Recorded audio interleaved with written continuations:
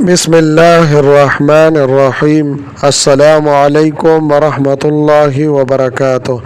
عزتمند مسلمانانو ورونو او خويندو، امید لرم چې تاسو بروغ جوړ بیاي او خوشحال بیاي. زما عزتمندو، دا نننه وظیفه د هغه نارینه او زنانو د پاره ده چې هغوی د مودو راسي شندوي او اولاد نکېږي. هر قسمه علاجونه وکړل، خو لیکن هغوی ته د اولاد نعمت نه ور نصیب کیږي. هغوی د دې لپاره ډېر پریشان وي او دا تمنا ورزو کوي چې زما جوله د اولاد د نعمت نه ډک شي.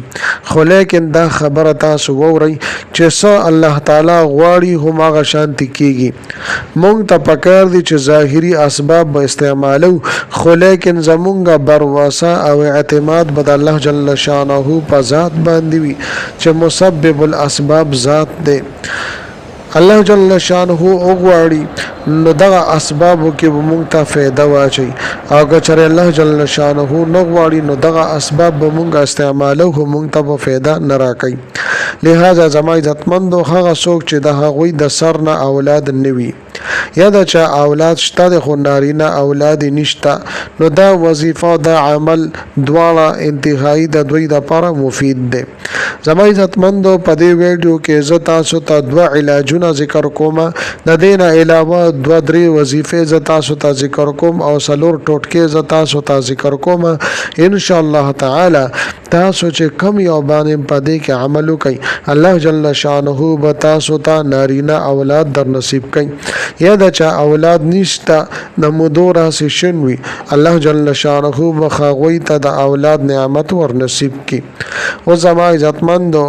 راځم هغه دوه علاجونو طرف ته چې د نبی کریم صلی الله علیه و آله وسلم نه را نقل شوي دي. که چېرې زما چینل مله تر اوسه پورې سبسکرایب کړي نه وي نو برای مهرباني دا چینل سبسکرایب کړئ. سبسکرایب سره خوا کې د ټلی والا نشان دی، دا تاسو کلیک کړئ او سلیکټ آل کړئ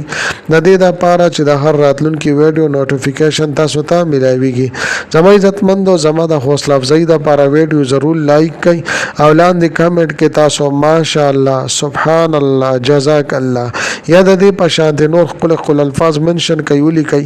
دې لپاره چې مال حوصله افزایی ملایويږي او نو ډېر خپل وظایف ز تاسو ته په دې چینل کې راوړم. زما عزتمندو، تاسو ډېر ټایم نه اخلم، ډېر ټایم نه خرابوم، تاسو ټایم ډېر زیات قیمتي دی. اول زه تاسو ته دوه علاجونه ذکر کوم چې د نبی کریم صلی الله علیه و آله وسلم نه را نقل دي. پاغه کې یو د آب زمزم استعمال دی. ابن عباس رضی الله تعالی عنہ فرمای چې نبی کریم صلی الله علیه وسلم فرمایلی چې آب زمزم په کم نیت باندې چا اوسکل، الله جل شانه به دغه خاکار کوي. او بیا استاد صاحب محترم په خپل کتاب کې اصلاحی مقالات کې لیکلي دي چې یو ساړی او داغه د سلويختو کالونه اولاد نه کېدو، یعنی هغه شوندو د هغوی اولاد نو هغه په دې نیت باندې د ابي زمزم او بسکل شروع کړ، الله جل شانه هغه ته اولاد ور نصیب کو. نو زما عزتمندو، کچری تاسو د اولاد حصول غواړئ، تاسو شند یې خپل جوله د اولاد د نعمت نه ډکول غواړئ، نو ابي زمزم استعمال تاسو په دې نیت باندې شروع کړئ. دغه رنګ د انډو استعمال د حصول د اولاد د پاره د اګو او د انډو استعمال. د دې حواله سره د حضرت علی رضی الله تعالی عنہ نه روایت ته و یو سړی نبی کریم صلی الله علیه وسلم تراغو او دا شکایت کو چې الله رسول صلی الله علیه وسلم زما اولاد نکېږي. نو نبی کریم صلی الله علیه وسلم ورته علاج خولو چې ته د انډو استعمال کوه، اګې ډېر زیاتې خورا. نو زما عزتمندو، دا خو دوه علاجونه نبوي علاجونه، پیغمبري علاجونه چې ما تاسو ته ذکر کوم.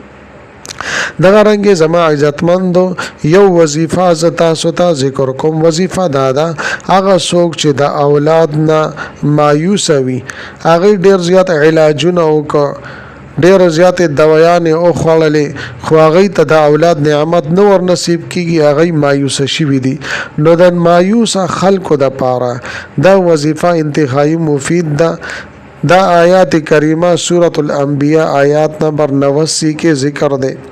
د 15 وړ وخت مزونه بعد هر مزنه پس درې پیری د دې ورد وظیفه کوي ان شاء الله تعالی الله جل شانه و تاسو ته نارینه اولاد در نصیب کی رب لا تذرني فردا وانت خير الوارثين رب لا تذرني فردا وانت خير الوارثين دا رنګ اوس زما عزتمند هغه ټوټکې ز تاسو ته ذکر کوم چې هغه باندې خلکو عمل کړي دي په دې باندې تجربه کړي دي والله جل شانه هغه ته نارینه اولاد ورکړي یعنی هلکان ورته الله جل شانه ورکړي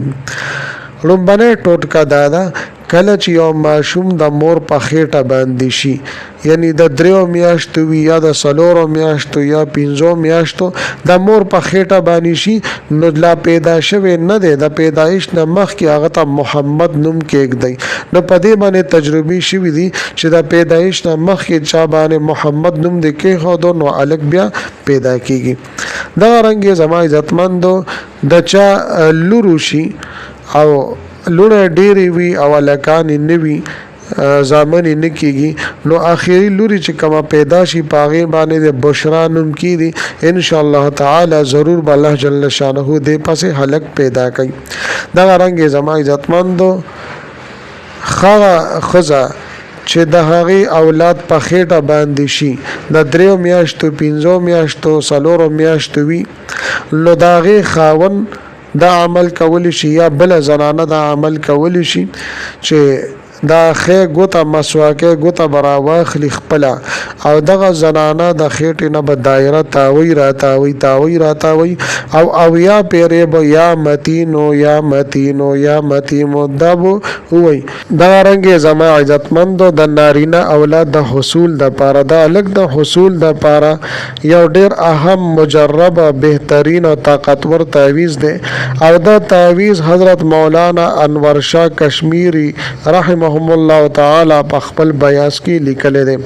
اوس ویډیو وګديږي په دې وجه تاسو ته تعویذ نشم خول او نشم درته لیکل کچره دغه تعویذ د تاسو پکار وي نو تاسو ما سره په واتس اپ نمبر باندې رابطه کول شي په واتس اپ باندې به تاسو ته درولېګم زما عزتمندو